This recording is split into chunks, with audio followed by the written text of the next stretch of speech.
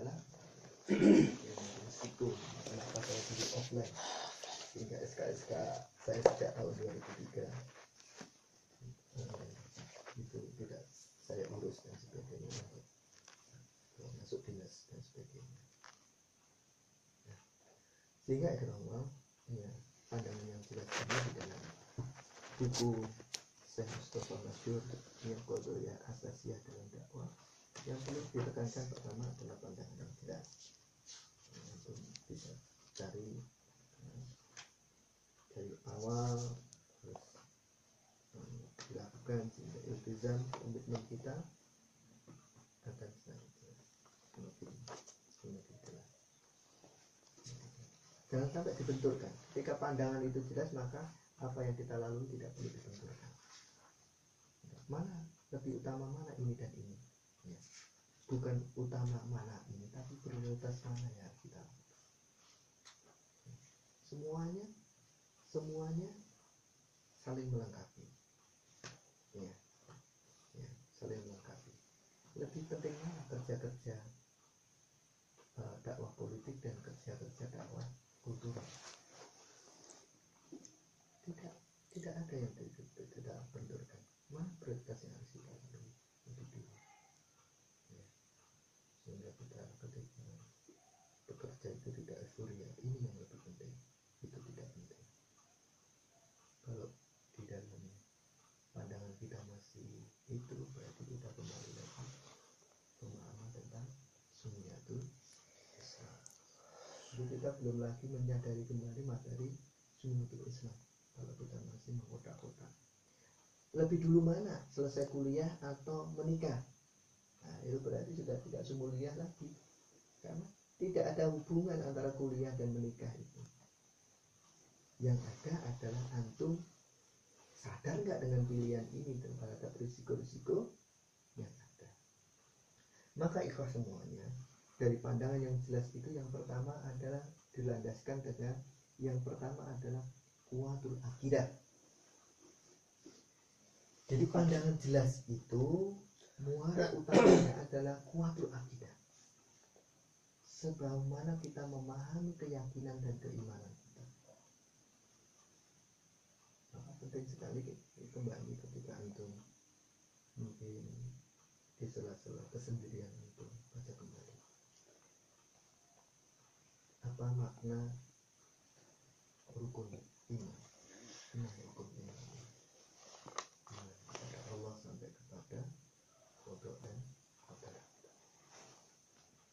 Itulah nanti yang menguatkan pandangan jelas kita satu dengan yang lain. Karena di situ sangat ada keterkaitan. Tidak ada iman tanpa ada arah rambu-rambu Al-Quran, kitabullah. Dan tidak ada kitabullah menjadi rambu-rambu tidak kalau tidak ada Al-Qudwah, tauladan. Karena keimanan dan kitabullah itu dijalankan oleh tauladan.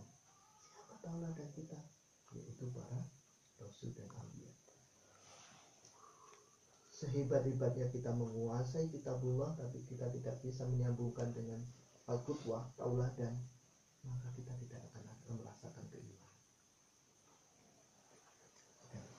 Contoh sederhana, kita yakin bahwa rezeki itu akan diberikan oleh Allah, dan kita tahu jalan-jalan yang kita pakai, ya, dengan senang rasa menjalankan apa yang disyariatkan oleh Allah. Tetapi kita tidak pernah menjalankan apa yang dilakukan oleh tauladan kita. Bahwa rezeki itu tidak semata-mata karena ikhtiar. Bisa jadi rezeki itu karena gemarnya kita menabung, gemarnya kita bersedekah.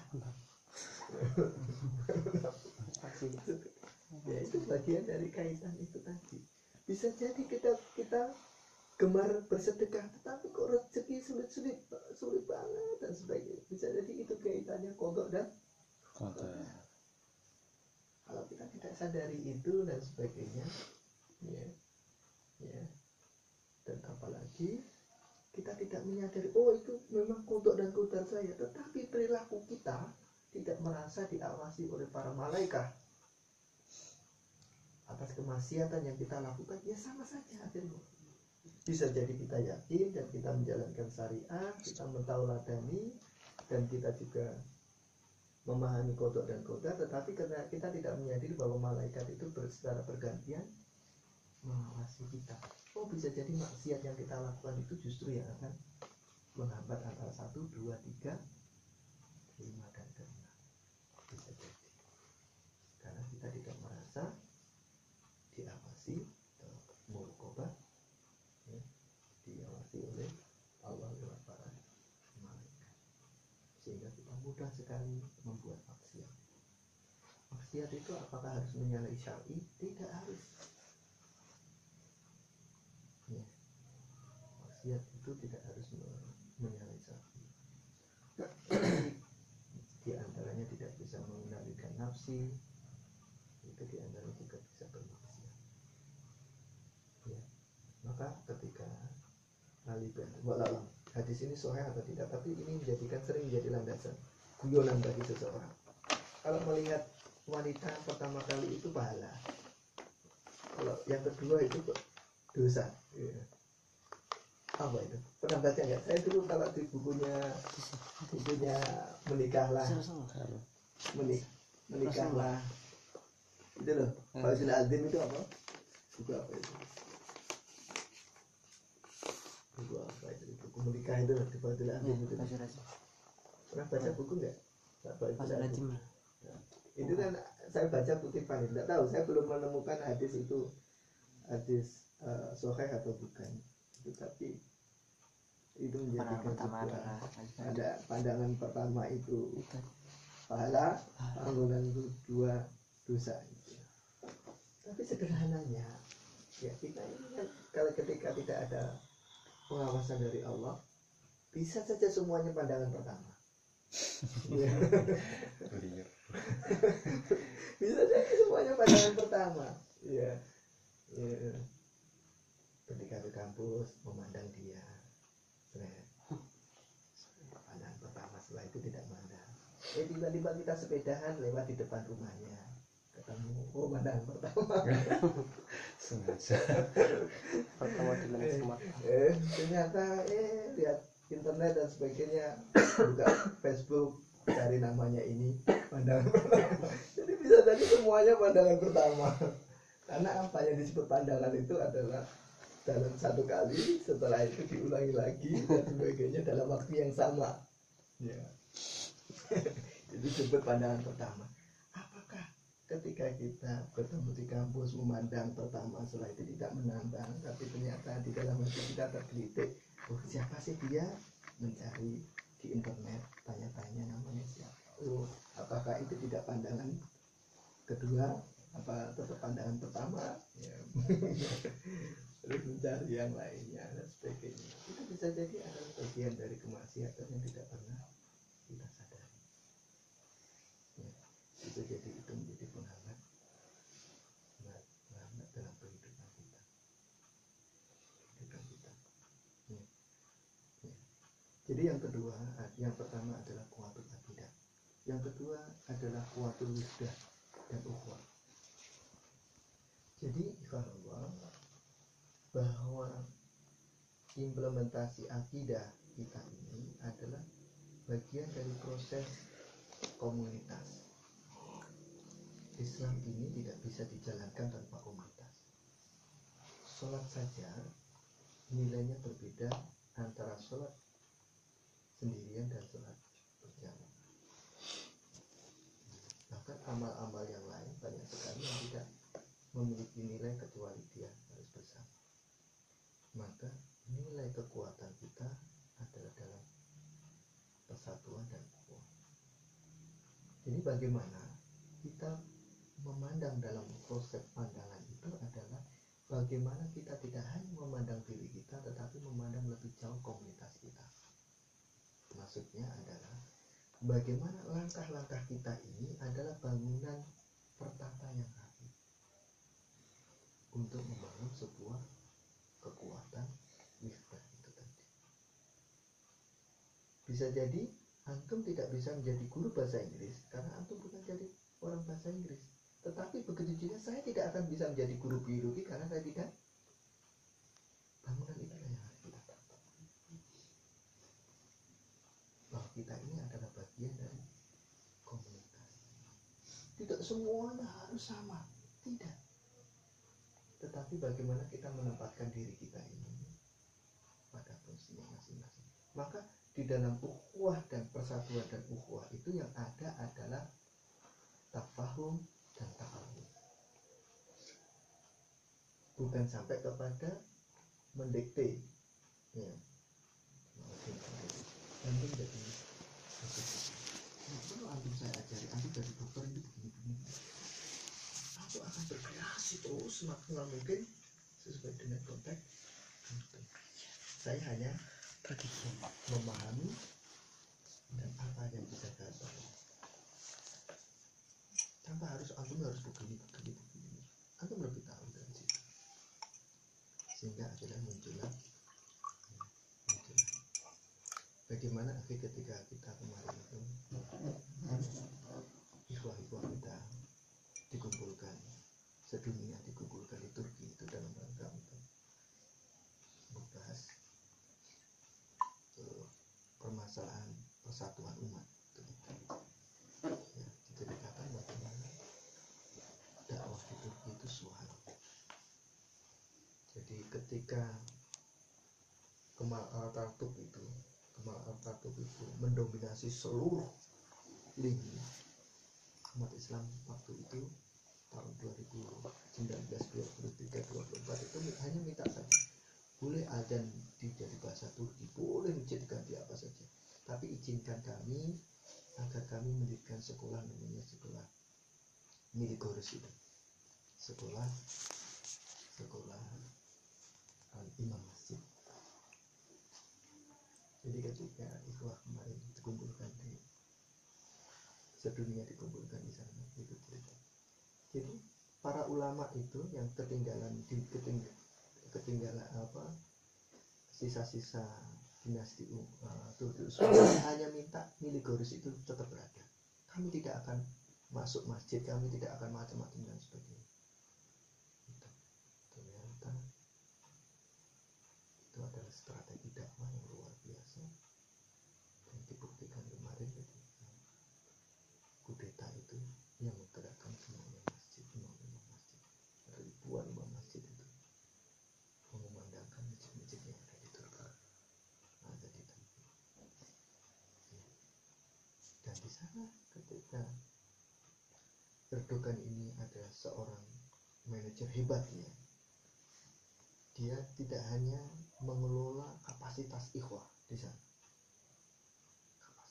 tetapi mereka juga mengelola orang-orang yang dari komunitas di luar kita, simpatisan itu luar biasa. Luar biasa.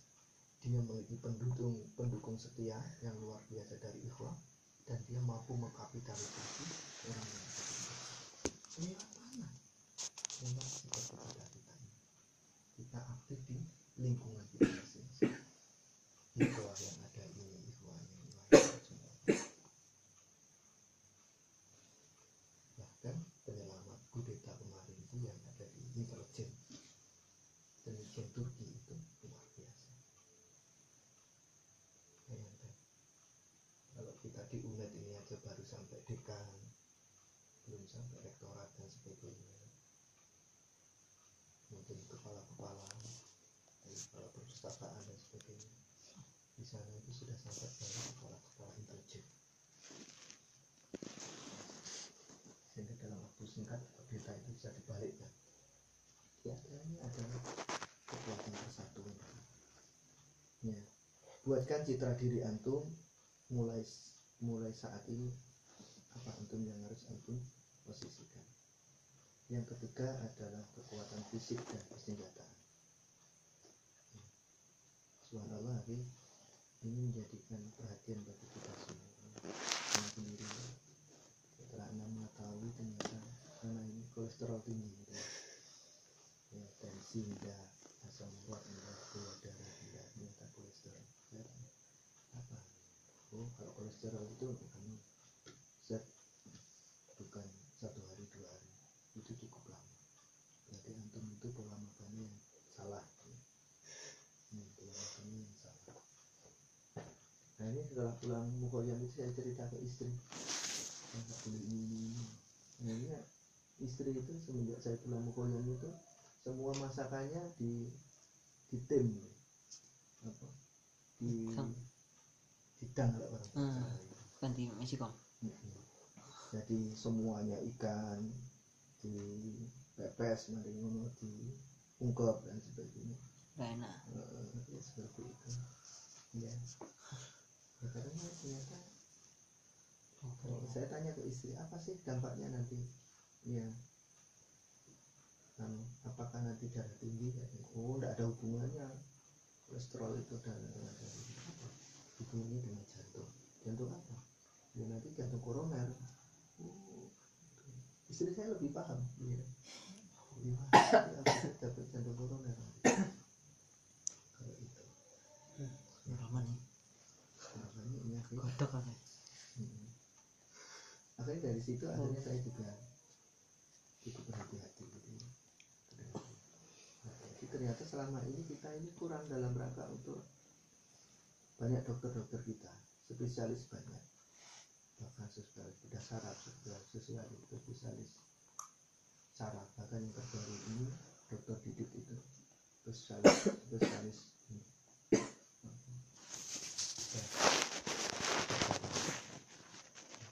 pulang dari ini sekarang di Cibandung. Terus yang satu istrinya itu radiologi di rumah sakit paru sama rumah sakit ini. Kita dokter kita ternyata kita sendiri tidak pernah memperhatikan masalah fisik kita. Ya. Fisik kita tidak pernah terpasang. Ya. Nah, maka penting sekali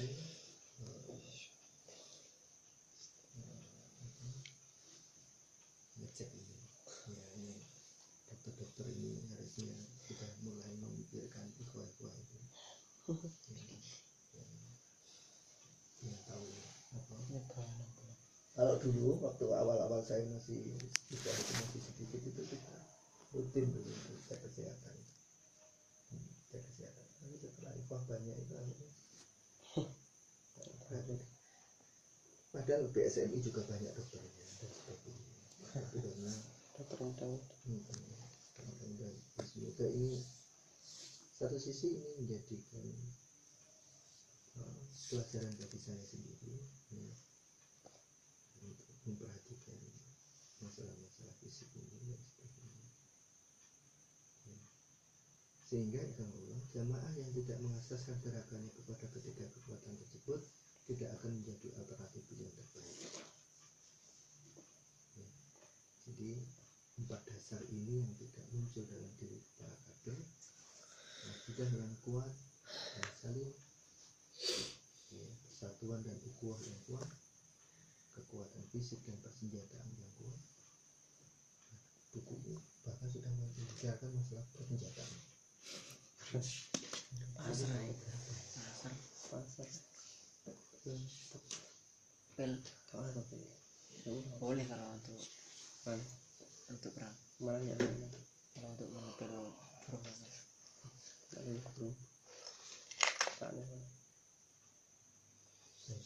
Syekh Mustafa Mansur itu beliau wafat sekitar tahun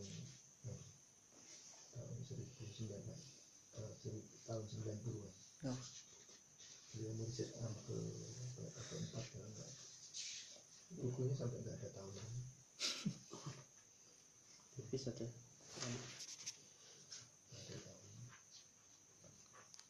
itu sudah membicarakan tentang persenjataan, kekuatan fisik dan persenjataan ya. Karena kakak antum itu kakak kelas antum zaman adik kelas saya itu Mas Andi itu dokter gigi di Angkatan Laut. Pernah dengar enggak? Andi Kurniawan, antum cari. Dia masuk perwira karir itu ya sarjana kedokteran gigi. Kalau paling sekarang udah letnan 1 gitu. Berangkatnya kan kalau awal kan letnan 2 ya untuk perwira karir dari sarjana itu. Waktu nikah itu saya lihat fotonya itu pakai baju pangkatnya letnan. Gitu.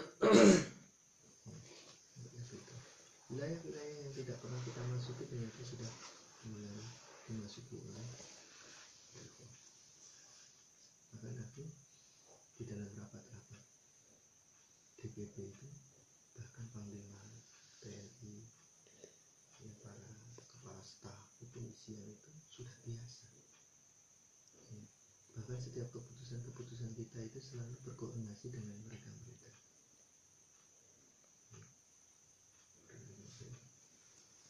Kemarin di antara cerita yang itu Munas 3D itu sampai Panglima TNI itu ya, membela sampai datang ke pertemuannya IKD itu meninggalkan istana itu naik pesawat naik helikopter ceritanya Pak Agus itu. Agus Romangun dalam rangka untuk menghadiri pertemuan IKD Panglima TNI seperti itu. Jadi subhanallah dakwah kita di parlemen itu luar biasa di Jakarta itu. Bagaimana bisa mempengaruhi kebijakan militer. Karena selama ini ketua Komisi 1 yang berhubungan dengan pertahanan dan informasi itu dijabat oleh Ikhwan. Ketua komisi, makanya biasa kita ketemu dengan Panglima TNI dan tentara itu, KPK, menteri-menteri yang berhubungan dengan pertahanan, sehingga kita menguasai daerah itu. Itulah peran-peran dakwah yang dilakukan. Dan saya yakin ikhwah-ikhwah yang jadi ketua komisi 1 DPR itu juga tidak main-main kemampuan memahami tentang ketentaraan dan pertahanan. Ya, penting bagi kita semuanya. Semoga malam ini menguatkan untuk semuanya. Yuk kita mengejar waktu kita, mengejar waktu kita, insya Allah. Jadi contoh ya, ketika menikah itu tidak hanya mengenal rezeki, menikah itu adalah kesiapan. Adanya kesiapan maknanya dalam rangka untuk melalui proses itu. Karena menikah itu bisa jadi lebih cepat, bisa jadi lebih lambat. Proses itu bisa jadi lama, bisa jadi sulit dan sebagainya. Ya. Iya. Itu yang harus Anda lakukan. Coba Anda bayangkan, anak ini sekarang memproses ikhwah yang saya ceritakan tadi, S3 ya, doktoral di Jepang itu. Sangat sederhana sekali. Saya itu sampai bingung mencarikan sopo. Saya tanya ke jamaah itu, ke teman-teman, sopo. Anak tanya ke antum itu, saya nggak yakin antum itu. Iya. Saya tuh memikirkan apa? Ya apa ya? Tarik gitu. Ya. Gimana ke Agus ya? Aduh. Tapi setelah saya tanya kepada para umahat itu yang kenal antum itu, lagi-lagi memang apa loh ya? Jadi jamaah ini indahnya begitu ya. Indahnya begitu. kenalan suku Jepang. Anak itu kalau kebetulan kan saya punya otoritas, otoritas itu kan KKN ya, lebih mengutamakan yang paling dikenal itu ya. Anak tanya kepada para umat, mohon maaf anak tidak menyindir antum, tidak merendahkan antum, tidak. Memang kita harus hati-hati, ya, hati-hati sekali, hati-hati sekali, ya, karena ternyata antum itu jadi perhatian gitu, mata-matanya. ya. Ada saja sumber itu yang ini begini ya, itu ada saja ada subhanallah kalau anak-anak ini dapat dia dijamin masa depannya itu cerah. Minimal antum dapat diskon ke Jepang. nyanyi lah. Aduh itu. Tapi ketika saya ngomong ke Biro Aili itu, jangan ada ini dia ini dan sebagainya. Ini juga di kemarin apa ada umat dapat informasi tentang astagfirullahaladzim. Ya udah nggak apa-apa lah gitu. Saya paham, nanti saya apa Kepo. enggak dia tidak. Ternyata para umahat itu akhi jeli gitu ya, jeli sekali. Saya tidak tahu apa yang pernah terjadi pada antum. Tetapi ketika saya menyodorkan ini dapat gimana dengan bina anak-anak dengan ini, itu komentarnya macam-macam gitu ya. Kena kasus ini kan. Astagfirullah. Mending aku menang aja lah, tak bingung. Senang Ya. ya. Terus kapan lo ya? Oleh uang jopo tenan. Enggak, bukan begitu. Apa pada intinya kita harus hati-hati. Mata banyak. Hati-hati terus terhadap muamalah kita, gitu ya, muamalah kita. Hati-hati. Maksudnya hati-hati itu adalah yaitu adab-adab Islami sudah harus antum lakukan. Entah ghadul basar, terus cara ngomong, ya. Ngomong kita itu kadang ikhwan itu sebenarnya hanya guyon, tetapi orang lain pun mandangnya itu harapan. Ini memberikan harapan. Sama PAP. Ya. Jadi kita ini kadang ikhwan itu rata-rata kan cuek kan. Kalau ngomong-ngomong ini loh di pikiran itu Serius. bagi akhwat itu sangat sensitif sekali. Yang sensitif sekali. Astagfirullahaladzim. Sensitif sekali. Ya. Jadi anda ceritakan ini agar antum yang sekarang yang bujang ini agar hati-hati benar. Kita nggak tahu jodoh kita itu siapa, tetapi ketika kita mensiapkan dengan baik, insya Allah akan menjadikan yang terbaik. Anak itu terkejut. Kamu proseskan, ya, ada seorang akhwat itu dalam surah di Biro Aili itu, surah Biro Aili itu dia yang paling siap di antara akhwat-akhwat yang lain. Akhirnya surah memutuskan dia yang dimunculkan. Akhirnya istri saya itu memanggil dia, disampaikan prolog bahwa Biro Aili mengamanahkan kepada saya untuk menjajapi pada ukti apa yang terjadi. Ya. Akhwat itu sok. Soknya apa? Ya itu tadi. Ada seorang ikhwan memberi harapan dan dia benar-benar apa? Benar-benar menumbuhkan harapan itu. Tiba-tiba ada masalah dengan ikhwan itu, akhirnya dia merasa bersalah. Sehingga ketika disampaikan kepada ini ada data ikhwan yang cocok dengan antum, akhirnya dia ngomong cerita dengan apa adanya. Saya telah mendapatkan harapan ini sehingga saya melakukan itu dan saya shock dengan keadaan itu. Mohon maaf saudara, saya belum siap. Biarkan saya menata hati saya meluruskan niat saya. Jika suatu saat saya nanti sudah siap, maka saya akan ngomong ke ustazah. Terus saya tanya, masalahnya apa kok sampai separah itu? Itu kata-kata harapan itu.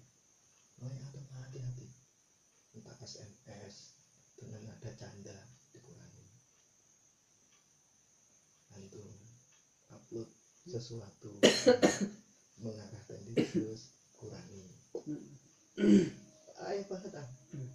Ini barusan kalau nggak salah 2 minggu yang lalu. Lihat sendiri.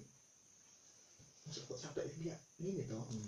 Maksud saya maksudnya kalau laki-laki kan itu loh hal yang biasa, guyon masa sih guyon gitu aja ditanggapi yang serius. Ternyata dari akhlak itu enggak. Karena apa? Alam ya, apakah apa yang dimaksudkan bahwa wanita itu lebih banyak itu sehingga mereka berlomba-lomba untuk mendapatkan pasangan. Anda tidak antum melihat antum tersinggung.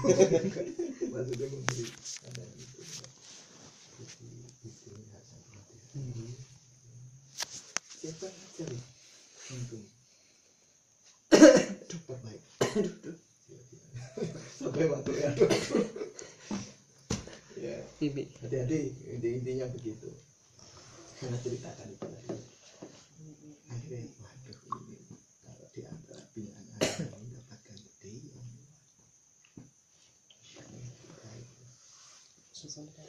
anak juga harus ini. Akhirnya anak harus legowo hasil musyawarah itu. Sehingga nama-nama yang anak sodorkan, antum sodorkan itu di dalam surah Regulasi. intinya antum harus direvisi gitu. Regulasi. Kalau kuliah itu skripsi antum harus direvisi. Revisi apa? Oh, rekip ini revisinya.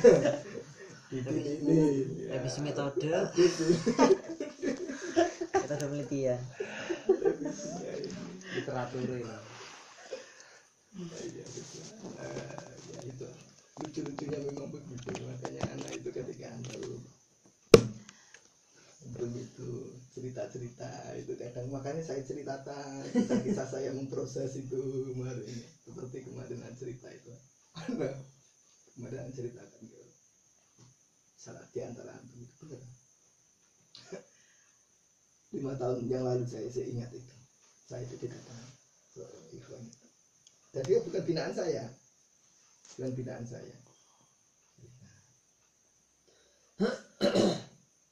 Saya naksir si dia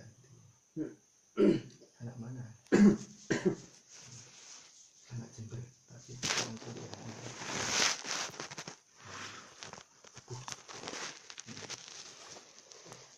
singkat cerita antum kenalnya di mana? Oh, sama-sama di kami dulu ya,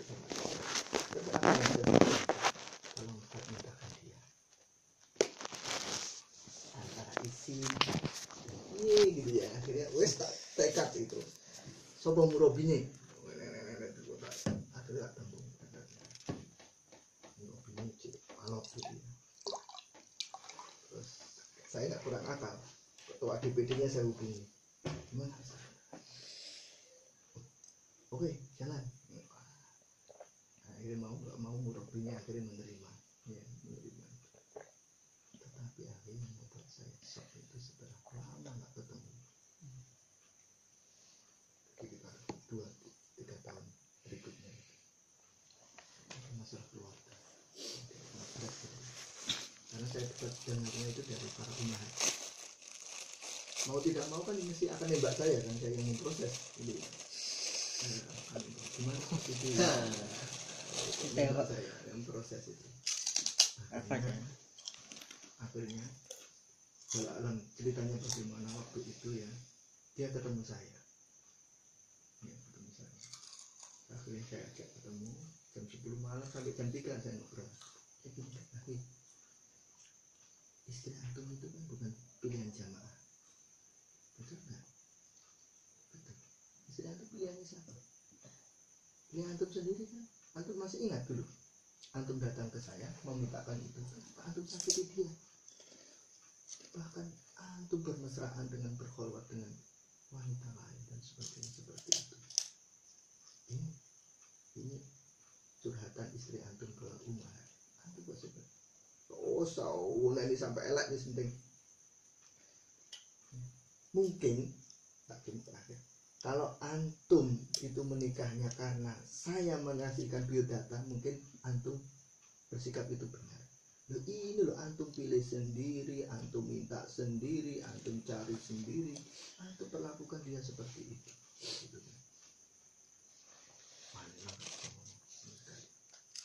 Apa alasan antum itu?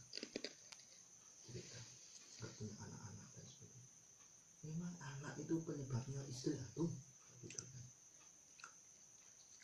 Nah itu kan dari Allah. Coba antum, ya, jadi bukan karena istri antum sendiri bisa jadi bermasalah kesehatan. Gitu kan. Antum sendiri, jangan semuanya kesalahan itu dibebankan kepada orang lain. Antum berselingkuh ya dengan orang lain, dan selingkuh itu terang-terangan dan dilihat orang lain, antum tidak malu, dan itu ternyata sampai ke istri antum. Gimana perasaan istri antum? Jadi itu meskipun ikhwah, antum jangan kira tidak selingkuh ya, antum jangan kira ya. Hanya tarbiyah inilah yang mengingatkan ukhuwah dan wihdah ini. Anda mengingatkan antum itu dalam rangka untuk itu, mengingatkan antum dan antum berhati-hati ketika hujan. Anda nanti di kemudian hari ketika antum menikah juga itu uang itu sudah punya istri, jangan kasus-kasus perselingkuhan ya, meskipun itu kenapa atau tidak. Dan dikira antum hujan itu aman. Ya anak ceritakan pada antum itu kasus yang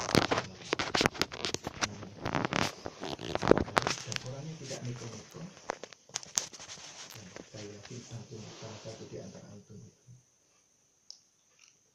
ada yang kriteria masuk yang bisa. Ada para umahat yang memberikan catatan-catatan tentang antum selama di campur itu begini. Nah, maksud saya antum harus hati-hati menempatkan diri antum, karena antum ini jadi incaran para akhwat ya, jangan jadi incaran akhwat, jangan sakiti dia ketika dia ternyata tidak menikah dengan antum.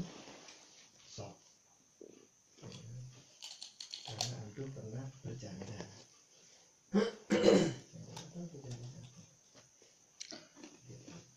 Kita nggak tahu bercanda entah lewat Facebook, lewat WA, lewat grup, lewat apa kan nggak tahu. Ya, jaga bodul basar kita harus kita kuatkan sekali.